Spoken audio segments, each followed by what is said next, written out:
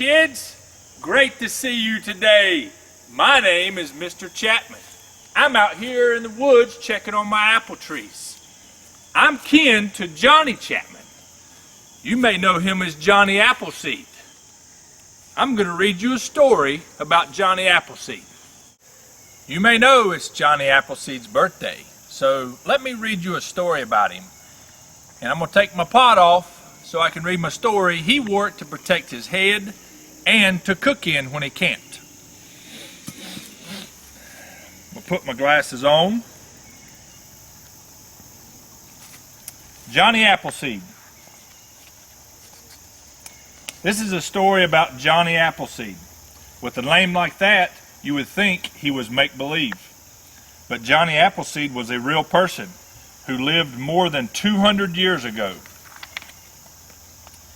It was a sunny fall day in Massachusetts when a boy named Johnny Chapman was born. The baby had cheeks as red and round as apples. Johnny's big sister, Elizabeth, was happy to have a little brother. The children played together with whatever they could find. And the sun shone and the rain fell, and little Johnny played. All was well. Johnny's family got bigger. Johnny and his sister were joined by 10 younger stepbrothers and stepsisters. What a busy, noisy house. Johnny would go outdoors when he needed quiet time. Sometimes he would walk along the river. The squishy mud felt good underneath his feet. Other times he would sit under a tree and read. Johnny would watch the animals in the wild, the foxes playing in the meadows, the deers dashing through the woods, and the birds soaring in the wide blue sky. If he found an injured animal, Johnny would take care of it until the creature was well. Johnny liked being outside.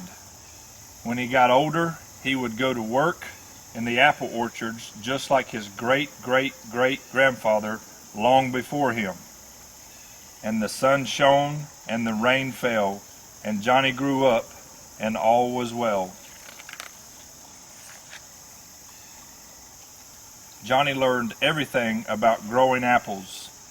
He was very happy planting seeds and taking care of the trees and munching on the delicious fruit.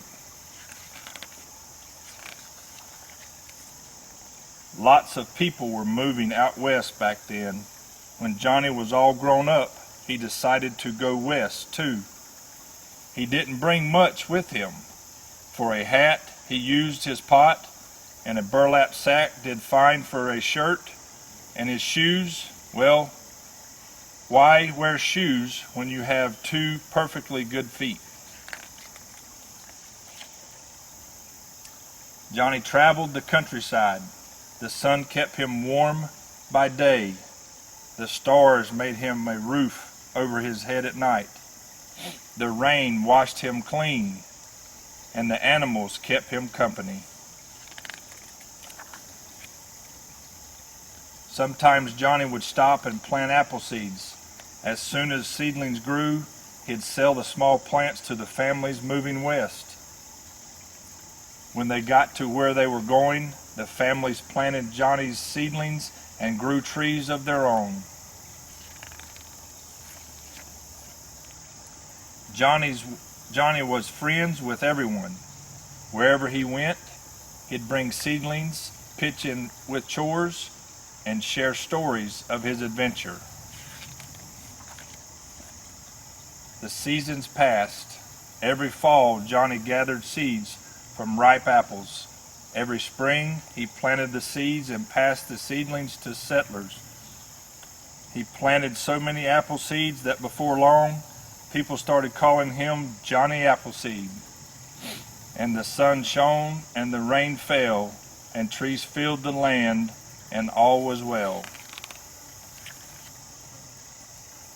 Year after year, Johnny tended his orchards. visited friends and family, and slept under the stars. Because of him, people always had fresh fruit to eat. Because of him, the land grew more beautiful. Johnny Appleseed left behind thousands and thousands of apples trees across America. Just think, the next time you eat, maybe from an orchard that was first planted by Johnny Appleseed. And the sun shone and the rain fell, and Johnny's story lives on, and all is well. There's one thing that was left out of this story that I would like to tell you about Johnny Appleseed. He loved and trusted Jesus Christ as his Savior. Every time he planted a tree, he would tell everybody about Jesus. I hope that one day you will love and trust Jesus as your Savior, just as Johnny Appleseed did many, many, many years ago. Kids, again, thank you for listening to my story about my relative, Johnny Appleseed. Next time you eat an apple, think of Johnny Appleseed. Eat it all the way down to the core. When you get to the core, look at the seeds.